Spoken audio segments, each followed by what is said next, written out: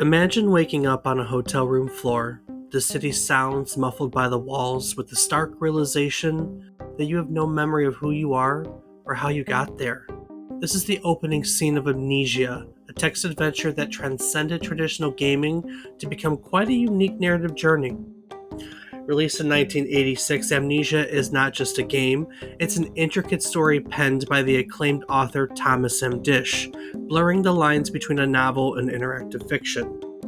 With every command typed, players would unravel a mystery of a meticulously detailed New York City, making choices that could either lead to the recovery of their identity or deeper into the web of forgetfulness.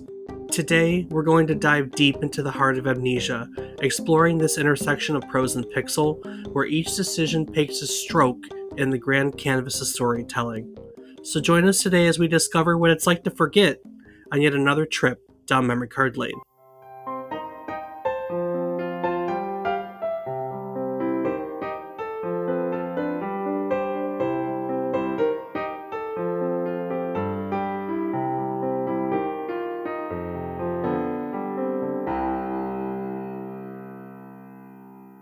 Good morning, good afternoon, and good evening. I hope these words find you well.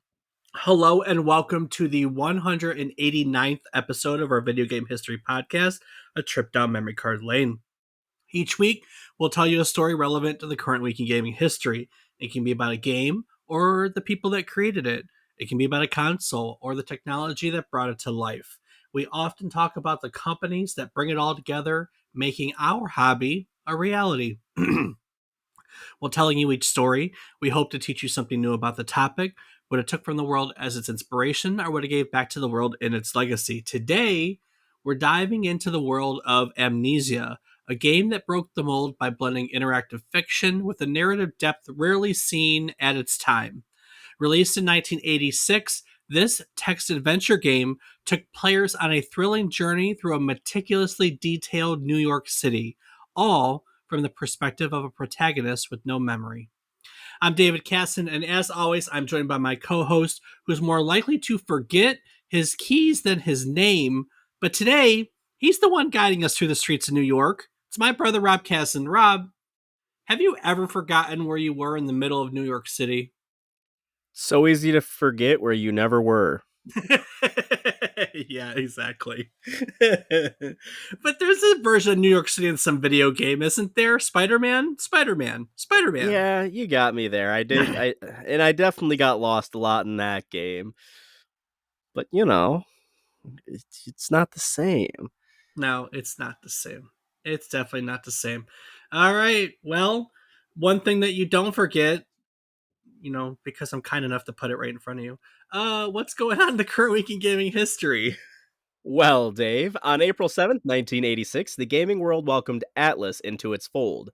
Founded in Tokyo, Japan, Atlus quickly established itself as a beacon of creativity and innovation in the industry. Known for its deeply narrative driven games and a penchant for the eccentric, Atlus has gifted gamers with series that have transcended the boundaries of traditional gaming genres. From the dark, twisted corridors of the Shin Megami Tensei series to the heartwarming, time bending adventures in Persona, Atlus has a knack for creating worlds that are as rich in character as they are in challenge. True statement. We've done episodes on Shin Megami Tensei. Have we done Persona yet? I don't think we have. I don't believe we have, but that means it's coming up. It is coming up. I know I have it on a list. I think it's coming up later this year, but we definitely did a Shin Megami episode. You all should go check it out. Right you are, Dave.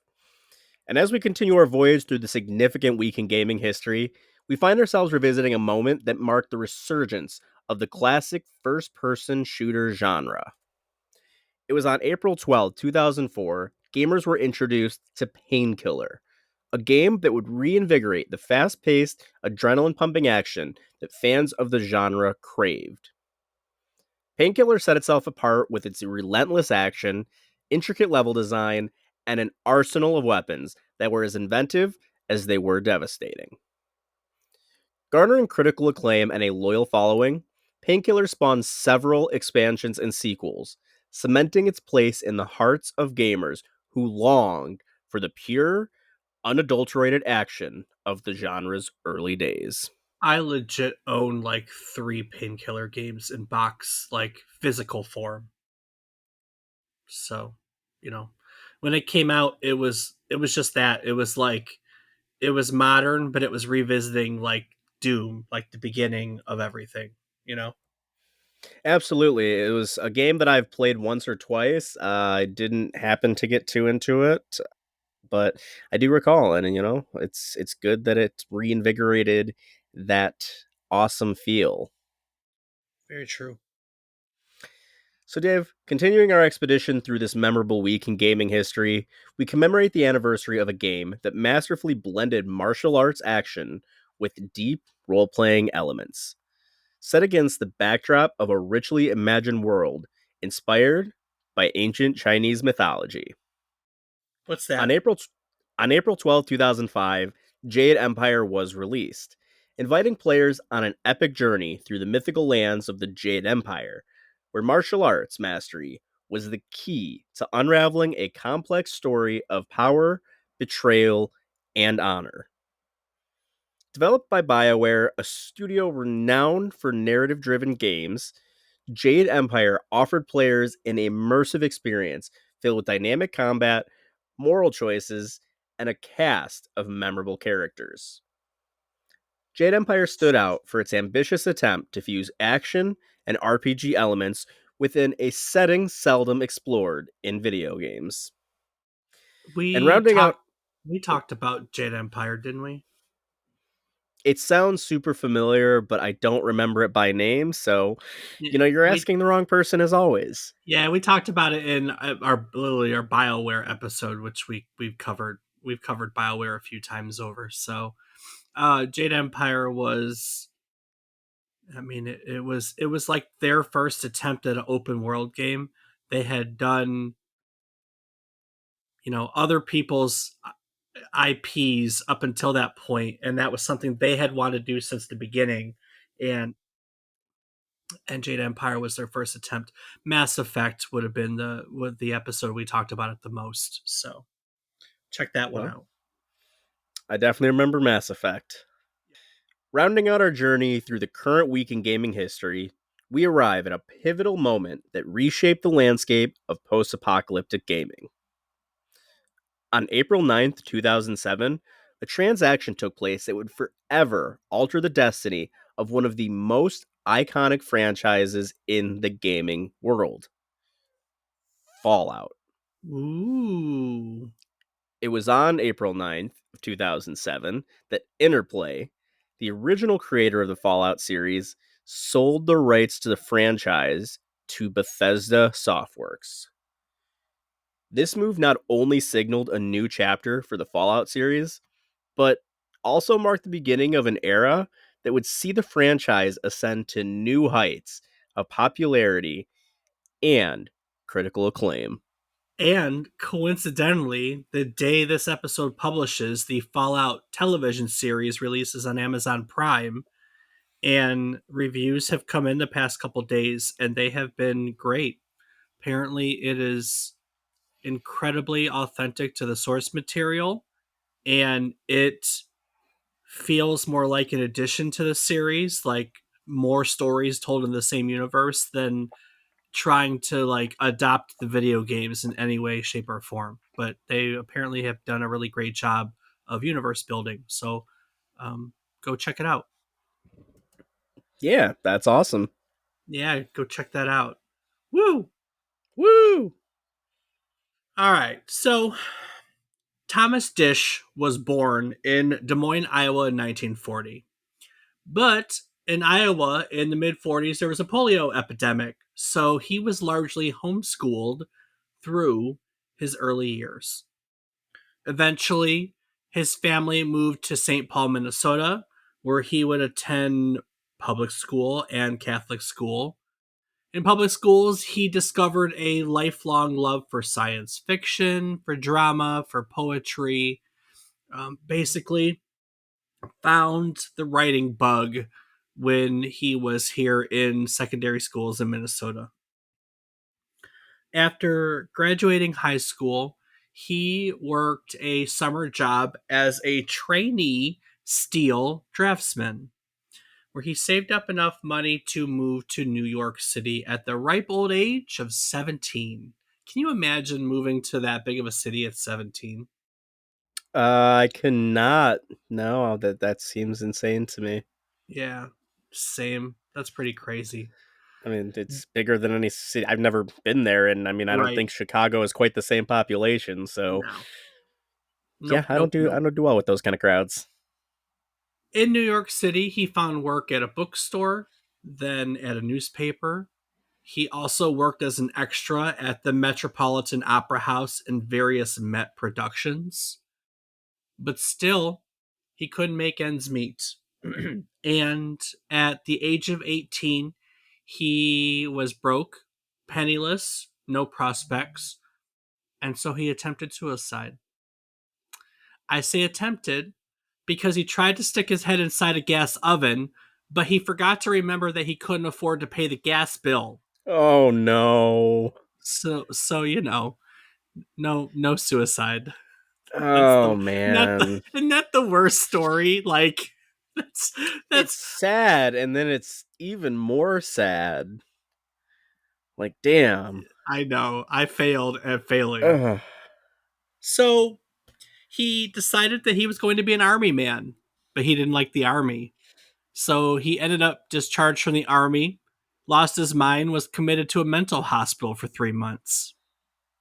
He was discharged and returned to New York, where he found work again in bookstores, later as a copywriter. Eventually, he got a job with an insurance company and decided to go back to school. He had caught the architecture bug. I mean, you're in New York. Where else do you capture the architecture bug, you know?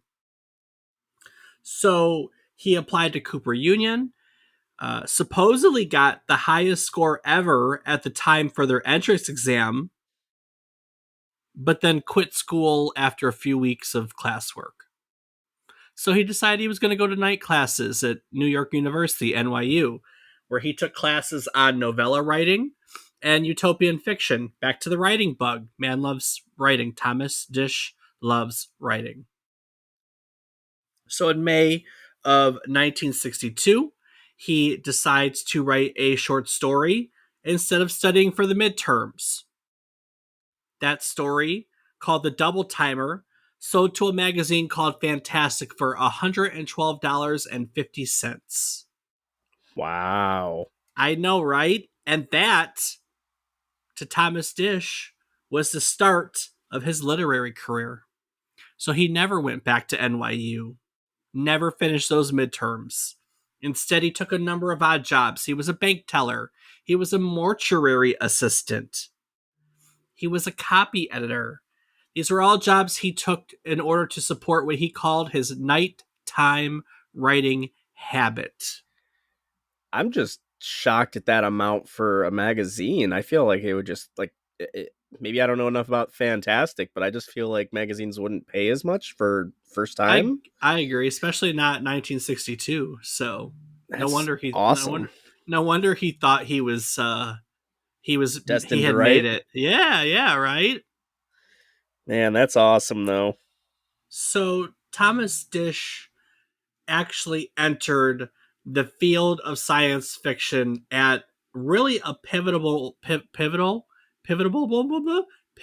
moment for the genre, right? It was in the mid 60s, early to mid 60s, when science fiction was evolving from these campy, cheesy, small pulp adventure stories into like longer, more serious and darker science fiction, right? Um, and he definitely wrote the latter. And so, like, he came into the genre at the perfect time for his writing style and themes and concept and so on and so forth. His first novel was called The Genocides. It was written in 1965. It described the genocide of humans by aliens who seed the planet Earth with enormous plants. So basically, these gigantic plants get planted by aliens, and they start overgrowing everything and taking over the Earth, and like murdering humans. Because once the alien plants have taken over Earth, like our plants can't grow and we start to die. So it's kind of a genius genocide, honestly. Yeah, that's really smart. Holy crap. Right? Scary. In 1972, he wrote a dystopian science fiction novel called 334. It took place in New York in the year 2025. Funny, because here we are. And it depicted a future marked by limited technological advancements, overpopulation, and stark class divisions. No joke, overpopulation has made housing scarce. A welfare state was developed to help those in need, but it has resulted in extreme class division between welfare recipients and professionals who don't need welfare. Yeah, Yeah, that yeah, yeah, that yeah, hurts. yeah, Whew, yeah, that was so.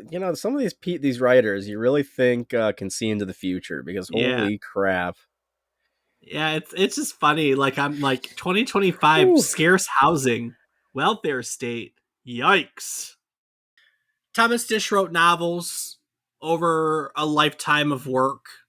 He wrote short stories, he wrote novellas, he wrote poetry, he wrote nonfiction. Literally in the early 2000s, he wrote a book on on like why science fiction is important type deal. Like he wrote everything. He dabbled everywhere. He even dabbled in writing children's books. You probably know his most famous, what I would argue is his most famous book ever. It was called The Brave Little Toaster, a bedtime story for small appliances. I fucking love the Brave Little Toaster.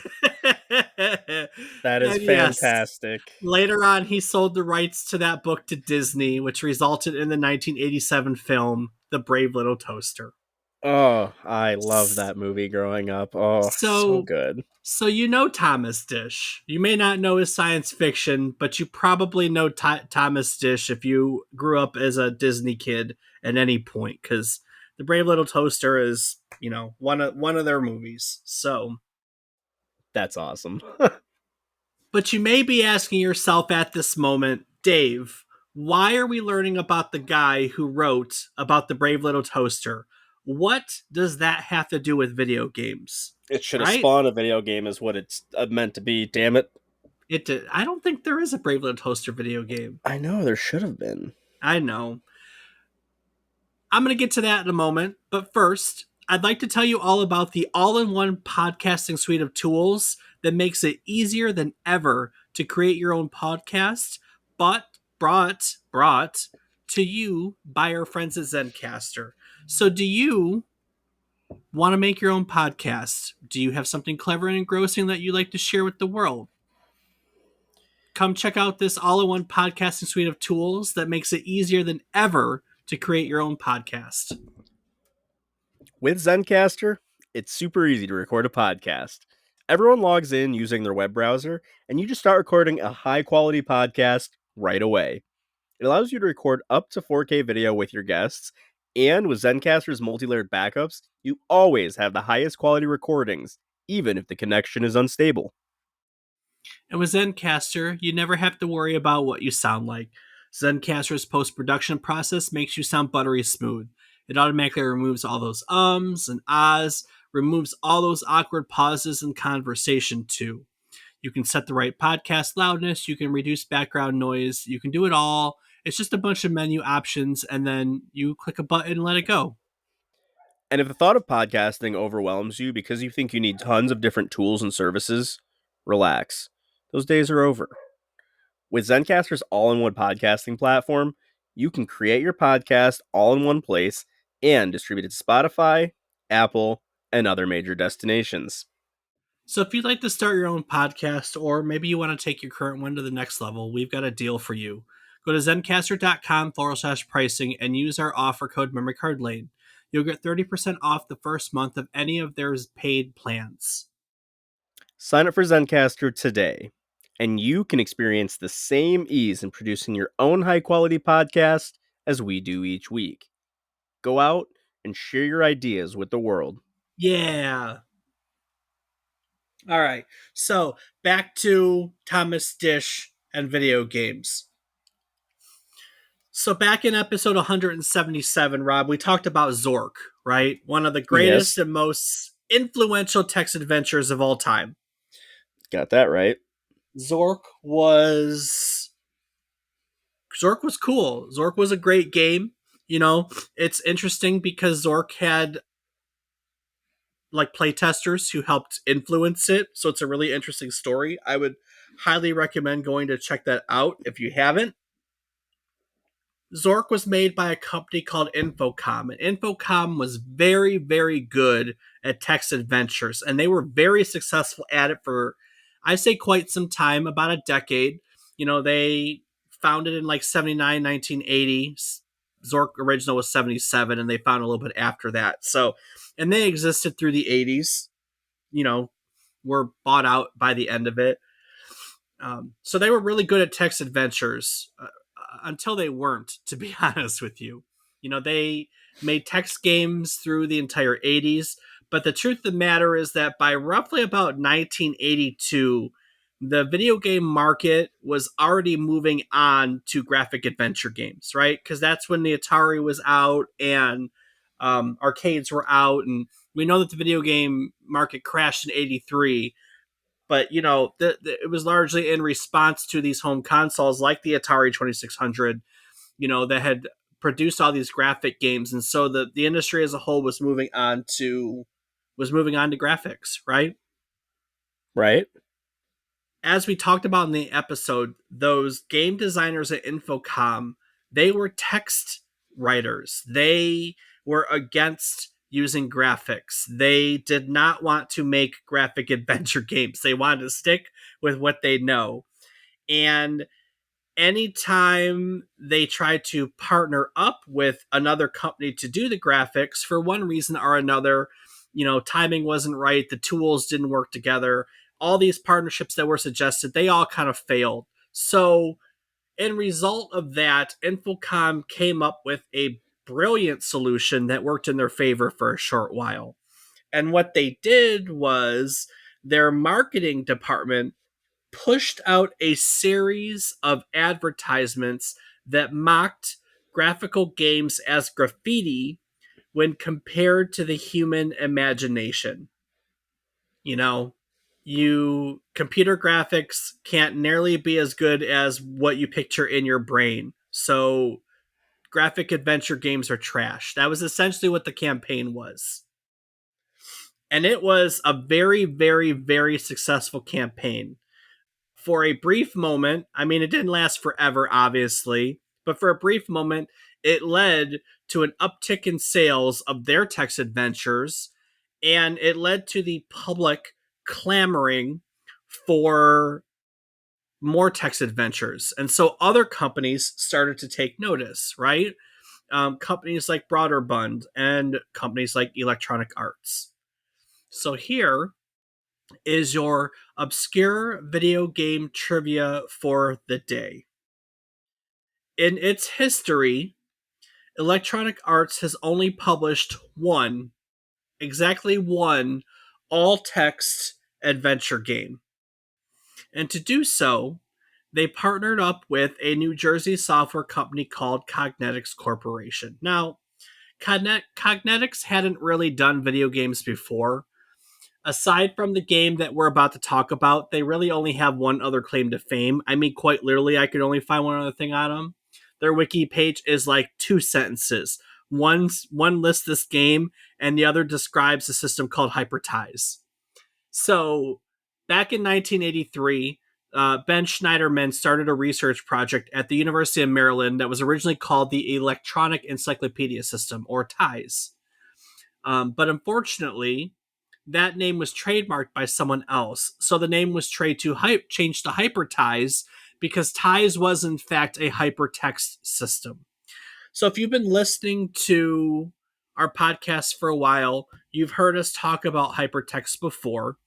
We would have talked about it at length, mostly when we talked about the puzzle adventure game called Myst. Now, Myst was originally built on a hypermedia platform, one that was developed by Apple. It was called HyperCard. So, hypermedia languages, rather, are like the precursors of the modern internet. They are the ability to link to other things within the text of something. So, early on, we couldn't click on a word and have it linked to something. That's what a hyperlink, a hypertext is. And hypermedia includes media where you can link to pictures and link to video and basically everything that the modern internet is that y'all are used to started with hypermedia. That's what it is. It's the evolution of hypermedia. And ties was super early on in the history of hypermedia languages back in 1983. What was special about it, why it's notable in the history of hypertext, is because it was text based. So it's one of the few hypertext languages that could be used with DOS that was used before there were Windows and graphical interfaces. And for our purposes today, it was eventually sold to the Cognetics Corporation, and it was commercialized as the product called Hyperties. But in the mid 1980s, a little bit after this, as they're working on that, Cognetics was looking to get into video games, and they were in particular interested in the concept of interactive fiction. So at one point, Thomas Disch gets called up by his publisher, and he's asked to consult on an interactive fiction project that Cosmetics was working on. Let's say planning at this point, because working on was not where they were at this point. He was brought into Cognetics, and he was introduced to, of all things, an Infocom game called Deadline and a text game called Adventure. Now, Adventure we've talked about countless times before, right? Adventure was Colossal Cave Adventure. That is the beginning of everything. I mean, not quite, but it's close to the beginning. It is one of the most influential games in history. You can trace the influence of Colossal Cave Adventure so far into now, it's not even funny. It is the granddaddy of adventure games, and adventure just stretched into action, into role playing. Like Colossal Cave Adventure is it. We've done a whole episode on it. Go check it out. It has come up any early role playing game, Wizardry, Ultima, Dragon Quest, probably all of them. I mean, everyone from that early time period referenced Colossal Cave Adventure. So, I mean, you'll if you've been through our archives, you've no doubt heard of Adventure before. Deadline, on the other hand, we really didn't talk much about. It was Infocom's third game. It was the first game they ever published that was not a Zork title, and therefore, too, it was also their first mystery game because Zork wasn't a mystery game. Now, Thomas Disch didn't see much in Adventure. He called it nothing more than a glorified maze problem. Oh. Right. But in Deadline, he said that he saw the possibility of a new art form. He walked away from the meeting. He consulted on the project the way he was supposed to.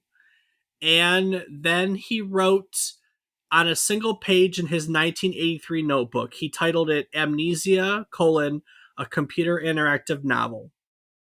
Of course, sometime later, they had gone their separate ways. I don't really know what happened this period, but sometime later, Disch brought that idea, Amnesia, a computer interactive novel, back to the publisher, Harper and Row, and they bought it on the spot, and they put him back in touch with the people at Cognetics.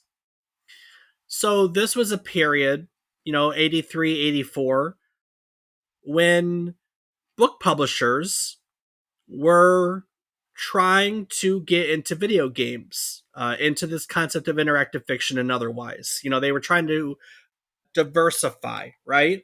We actually talked about that in the Infocom episode because at one point, Infocom was looking to be purchased by Collins. It's one of the big publishers, and they passed on it. And that ended up being a mistake because they ended up selling for much less than they would have gotten if they had sold to the book publisher at that deal. So, or maybe that was Activision. It might have been Activision. But anyways, book publishers at this time were looking to get into video games. They were investing into other markets the way they would invest into the movies now because they do. That's that they want to control the IP from top to bottom. But with the video game crash of 1983, many companies were pulling out of that market, including book publishers. Nobody wanted to do anything with video games because yeah, because right. So they had tried for a little bit, and then as they watched all these other companies fall to the wayside, they too decided to get out. So basically, Harper and Row spent a bunch of money to get this project started.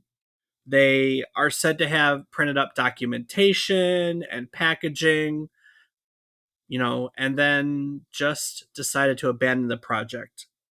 They didn't even want to tell their own people they decided to abandon the project. Supposedly, it was kept a secret from the people at Harper and Row because they thought people would be pissed. So, but the result was that Disch and the team at Cognetics had to find another partner, right? Because they had started work on this game, they were committed to this project, and now they needed money and a partner to finish all the work that they had started, basically. And they managed to sell the idea to none other than Electronic Arts. Electronic Arts was looking to get into interactive fiction thanks to Infocom's marketing campaign bashing graphical adventures. You know, people That's were awesome. looking for text adventures and there was money to be had, so EA said give me money, right? That's what they do. In an interview, Disch had said that Electronic Arts had not yet done any interactive fiction, and when they bought this, they could see that they weren't buying a pig in a poke. Half the work was done when they bought it, and they had a great deal of enthusiasm for it, he said. It wasn't just speculative enthusiasm since they could see what they were getting. I mean, that works out both ways. One way, you only have to pay for half the work. The other way, you get to see it and know that it's a good investment instead of just putting money and hoping. Very, So, very, win, very win, true. win, win. Very true. So, Electronic Arts buys, agrees to publish Amnesia, an interactive computer novel. And as Electronic Arts does, they put together a team to support the project, right? And to see the project to completion. At its helm, as a producer, they installed a man that we've been introduced before called Don Daglow. Don Daglow is one of the absolute pioneers of the video game industry.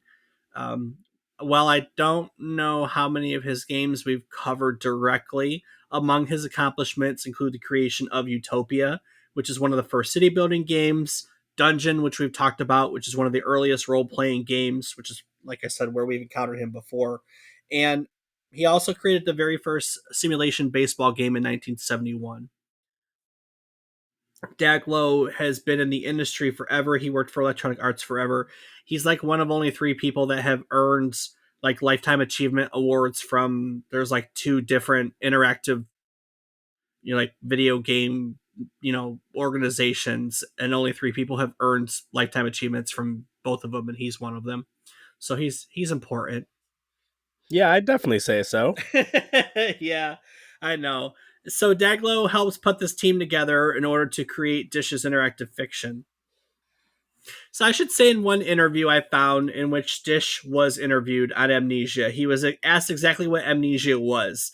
Is it an electronic novel? Is it interactive fiction? Or what is it?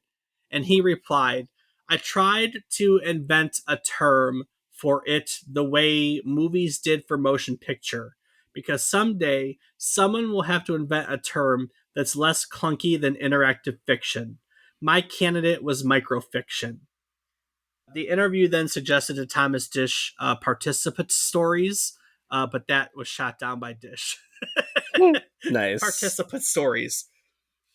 Interactive fiction did not go away. It's still used to this day. We just call it IF. So, Oh, did not know that. all in all, it seemed like Thomas Disch really enjoyed the challenge of writing a video game. There are so many things you can do in a novel that you just can't do here, he mentioned in his interview. Just consider the way in which we read the text of computer fiction. It's a series of stops and starts.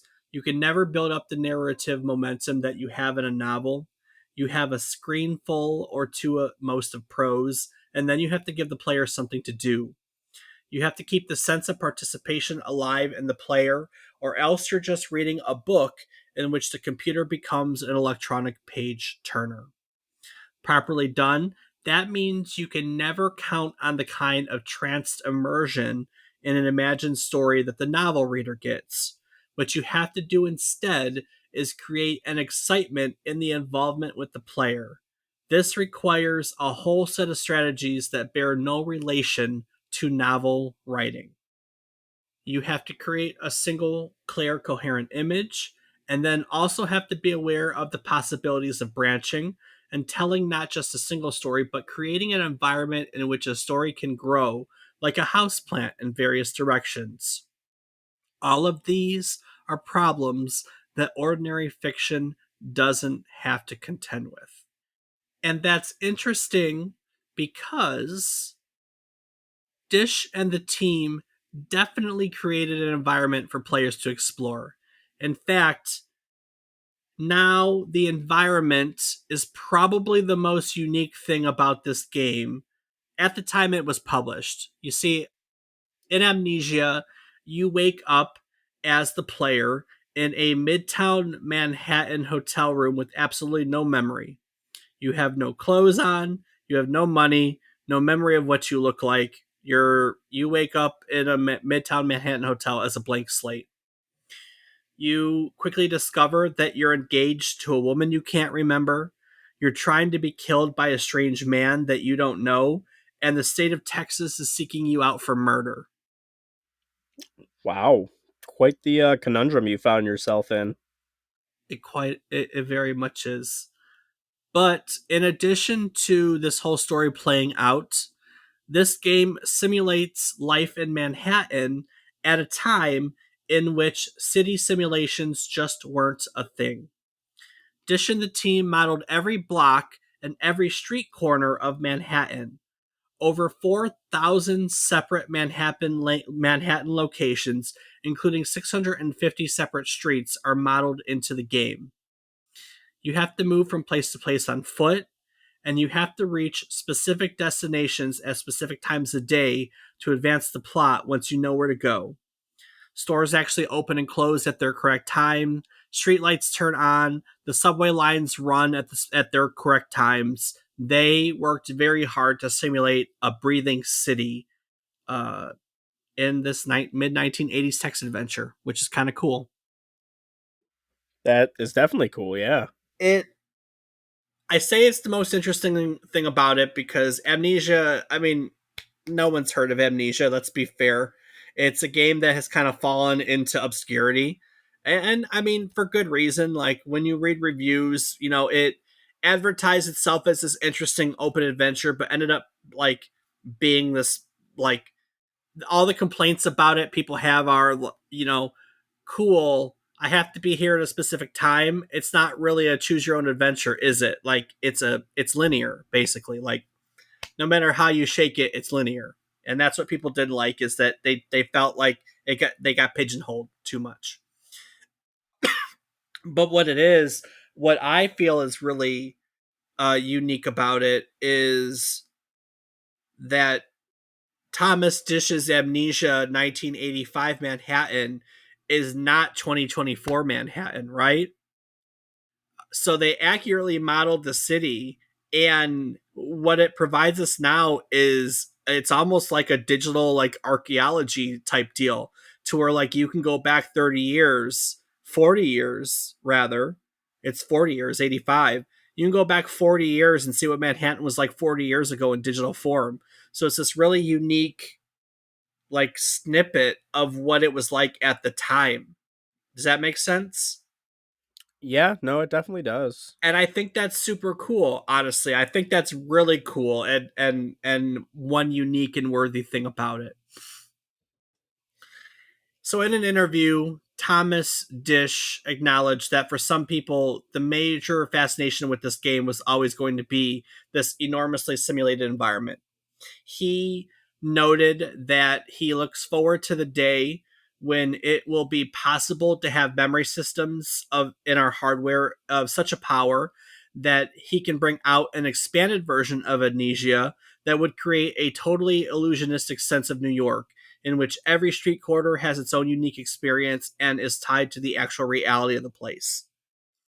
And I put this in here, and it's really funny because you already said that Thomas Disch has this way of seeing the future in his novel, right? Yeah.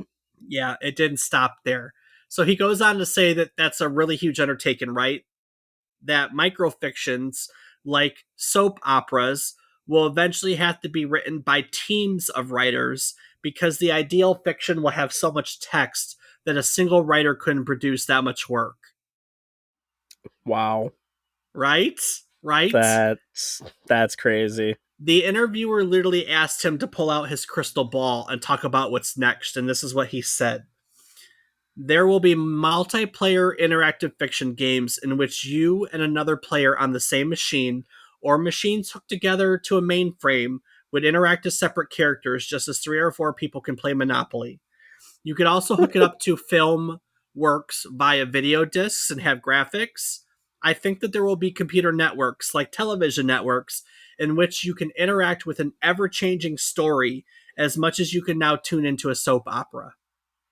That's just crazy. So, bro, like, predicted MMOs before there were MMOs. Like, literally, we were a couple years out from that ever being a thing, you know, because late 80s is when that started to all kind of take fruition.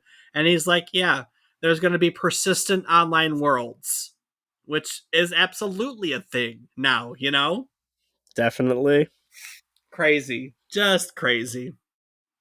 I mean, all in all, Amnesia wasn't that popular. You know, the model of the city was interesting, but like I said, it was a puzzle game that just kind of didn't give you much. Like it just wasn't. It just walked you through it straight through the story. So it ended up being like an interactive novel to a lot of people. You know, it was just a puzzle game. You know, stick this key in this lock. It wasn't anything extravagant. That's okay though. This was still really early on in video games, and of course we know where video games got to eventually. Where he realized it, right? With living, breathing cities. I mean, Grand Theft Auto is literally what he predicted, right? Absolutely. I mean, you're limited at the time by technology, but you can still. I mean, it's kind of crazy when you think of all these people who've written these dystopian societies that are more and more of what the world is actually becoming, and it makes you wonder, like, is there some pattern that's so obvious for some to see that others are just ignoring? Well, he saw it, and eventually someone did it, right? You got that right, Dave. God damn it. So, you know, your little bit of trivia for today is that if anyone ever asks you what's the only text adventure game, all text, very specifically all text. We know like in the mobile era that there were other like text-ish type games, but in this genre early on in the technical all text adventure, EA only published one, and it is Amnesia. So there's your obscure bit of trivia. I know we're a little shorter than normal, but there's not a lot on this. I really wanted to do it, and I dug for interviews. I found a couple, but there's just not much. Like Dish did this one random thing, and then he went on to write a lot of stuff. Right? You know, we know what EA did because EA is EA. They took over the world, and then Dish did the Brave Little Toaster after this, so his career carried on until he passed away in 2008. literally his last novel was published in 2008. He was writing until the year he passed away. And Wow. there are even posthumous stories of his that have been published. So this was a little great detour to a great career, basically. So yeah, a little bit of trivia, a little bit of a Thomas Disch. You got to learn a little bit, another notch on the career of Don Daglow.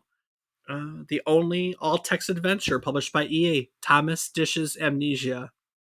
That's A that. game that once you play, you forget what you played. Oh, that's a good one.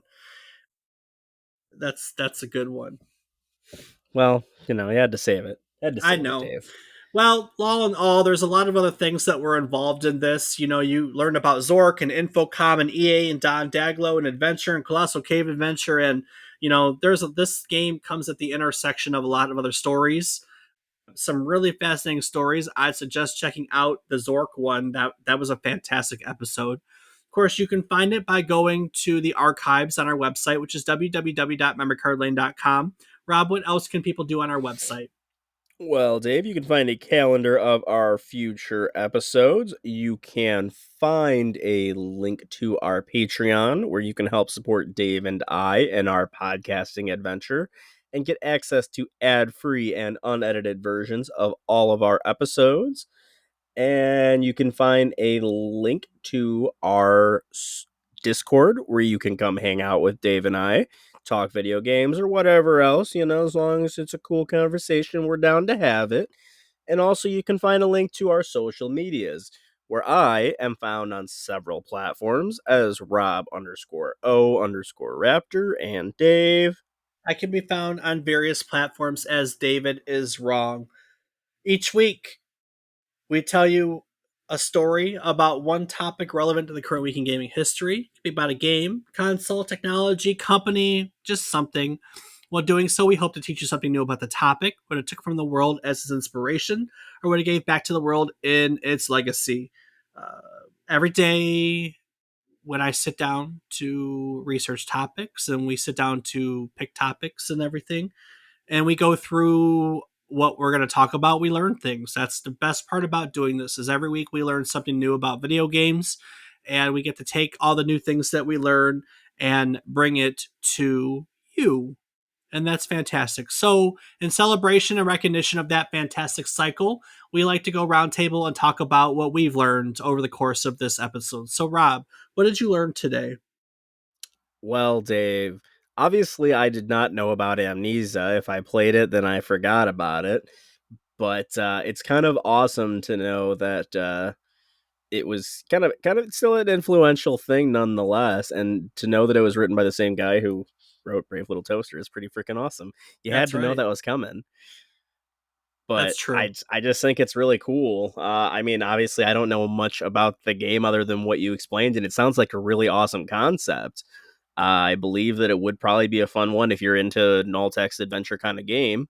It's not really my forte, so I don't know that I would ever want to, but I think that based on the story that it gives, it's a very interesting game. And it just goes to show you the creativity that some of these people can have and how you can take a story that you want to have a story of and make it into a game that people still want to play or read. Right. So I think it's just a culmination of cool. Culmination of cool indeed.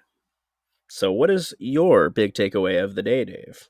I didn't know that Thomas Disch wrote The Brave Little Toaster, so that was a fun little Hmm. thing to learn. I really don't know Thomas Disch. I know that which is crazy because sci-fi is a favorite genre of mine. I I don't know. I don't know. I mean, we all. I mean, I didn't read Dune till a couple years ago, so I guess we all just have things fall through the cracks. That's very true. But anyway, yeah, this was all new to me. Thomas Disch, Amnesia, EA doing a text adventure. When I found that little bit of obscure trivia, I decided I want to do a whole episode on it, which, you know, sometimes when you do episodes on obscure things, it's hard to stretch them out. I think we did a good job for today. We're going to fall right on a normal time. But it was fun learning about, how that all came together was fun. So, All right, Rob. Well, before I take it out of here and look into next week, is there anything that you'd like to add to today's episode? Well, Dave, as always, I do want to take one quick moment to say thank you so much to all of our listeners.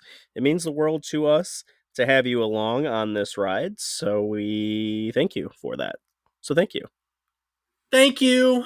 And so we closed the book on Amnesia, a text adventure that not only tested our memory and wit, but also expanded our understanding of what video games could achieve narratively. Thomas M. Disch's foray into interactive fiction reminds us that the power of words could be just as compelling as the most advanced graphics, inviting us into a world where every typed command could lead to discovery or despair. As we journey through the streets of New York City devoid of memories, we're reminded of a fundamental human quest for identity and understanding. A quest that, in many ways, mirrors our own experiences in the real world.